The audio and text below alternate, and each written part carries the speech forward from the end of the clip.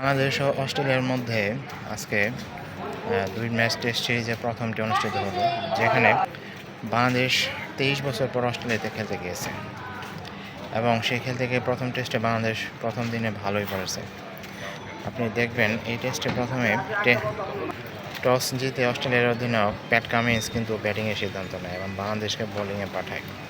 বাংলাদেশ বোলিংয়ে এসে কিন্তু ভালোই করেছিল এবং অনেক সুন্দর শুরু এনে দিয়েছে। বিশেষ করে হাসান মাহমুদের কথা তো না বললেই নয়। তিনি যেভাবে বল করলেন মনে হচ্ছে গ্লেন ম্যাকগ্রা বল করেছে।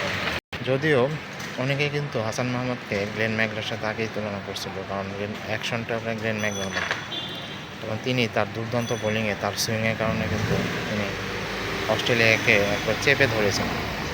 অস্ট্রেলিয়া তার কাছে 5 উইকেট দিয়ে শেষমেশ 198 রানে অল আউট হয়ে যায়, যেখানে হাসান মাহমুদ তো 6 উইকেট নিয়েছে, তাসকিন আহমেদ উইকেট নিয়েছে, ইবাদত হোসেন উইকেট নিয়েছে। বলতে গেলে পেসারদের এক স্বর্গরাজ্য।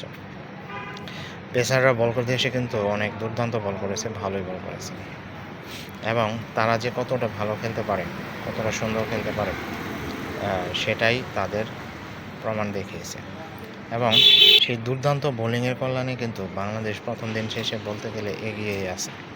তো যাই হোক, অস্ট্রেলিয়াকে 53 ওভারের মধ্যে 198 রানে অল আউট করে দিয়ে বাংলাদেশ ব্যাটিংয়ে নেমেছে এবং ব্যাটিংয়ে নেমে হয়তো অনেকে ভয়ে ছিল যে বাংলাদেশকে 150 রান করতে পারবে, হয়তো কিছু রানের মধ্যেই অল আউট হয়ে যায় কিনা, এটা অনেকে হয়তো শঙ্কা করতেছিল। কারণ অস্ট্রেলিয়ার যে পেস বোলার রয়েছে তারা তো অনেক নাম করা, Pat Cummins, Josh Hazlewood, Mitchell Starc, তারপর আরও 2 জন বোলার সহ 5 জন পেস বোলার রয়েছে।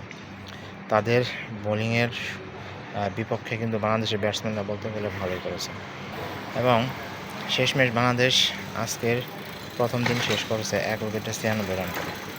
আর আগামীকাল যদি 102 রান করতে পারে, সেখানে বাংলাদেশ অস্ট্রেলিয়াকে ছুঁয়ে ফেলবে এবং আরও বেশি করতে পারলে লিড নিয়ে নেবে। আপনার কি মনে হয়, বাংলাদেশকে অস্ট্রেলিয়ার সাথে লিড নিতে পারবে নাকি এর আগে অল আউট হয়ে যাবে? সেটা আপনারা কিন্তু জানাতে অবশ্যই ভুল করবেন না, কারণ ক্রিজে রয়েছে ওপেনিং ব্যাটসম্যান তানজিদ হাসান তামিম এবং মমিনুল হক, 2 জনে 30+ রানে অপরাজিত আছেন। তারা আবার আগামীকালকে নতুন করে শুরু করবেন, কিন্তু নতুন করে শুরু করতে গেলে তো একটা হোঁচট খায় বাংলাদেশ। পরের দিন ব্যাট করতে গেলে কিন্তু আউট হওয়ার সম্ভাবনা থাকে বেশি।